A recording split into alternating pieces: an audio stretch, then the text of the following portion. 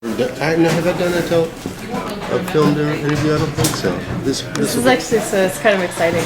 First. Like I feel like I'm the first to get to introduce you. You're gonna break him, right? I'm gonna break him to the kids that love you too. In looking through your portfolio, I find that the women that you photograph are incredibly different. Some are much older, some are like, they look like a conventional supermodel, tall and very thin, some bigger. So is there something in particular you look for in a subject? Do you find a continuity in all of them? They're all women. I'm a fan of women. If you looked maybe harder, you'd probably see different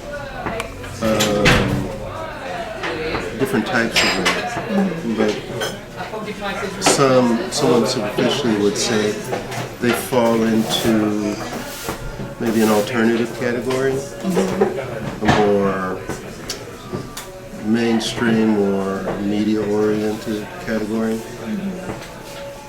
And I do have taste, though, specifically the women who might be perceived as larger or older. I deliberately look for older women because of the book I'm working on, and because of my own interest in older women. I think it's a neglected area of photographic practice. How do you feel that older women's sexuality or sensuality is different from younger women? Like, what's attractive to you about it? Oh, in some respects, women are women. I probably shouldn't generalize too much about older women. I'll get into some serious trouble.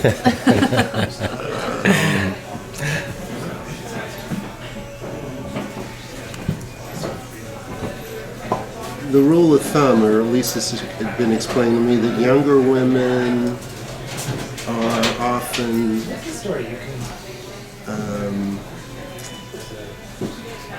more ardent to be, in this case, photographed, whereas older women, they might feel shafted by all of the cultural propaganda out there celebrating young women.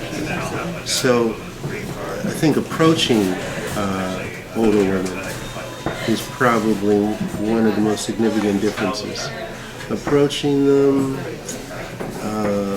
persuading them that they're no less worthy as subjects, that their time matters to me.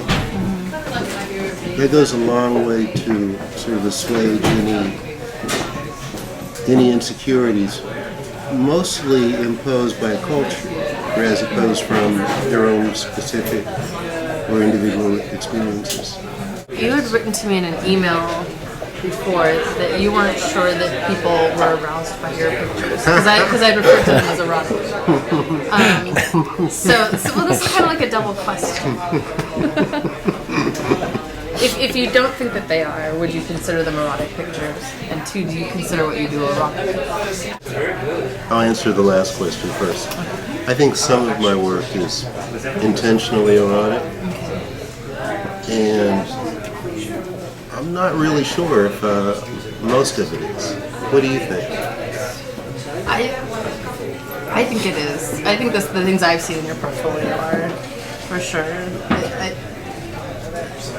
I see the focus on things that I would say are traditionally more feminine, and because like curves and things like I just see a focus there. Yeah. And traditionally when something is feminine, like a romance novel or something like that, it's automatically kind of charged with eroticism because things that are feminine tend to inherently be sensual.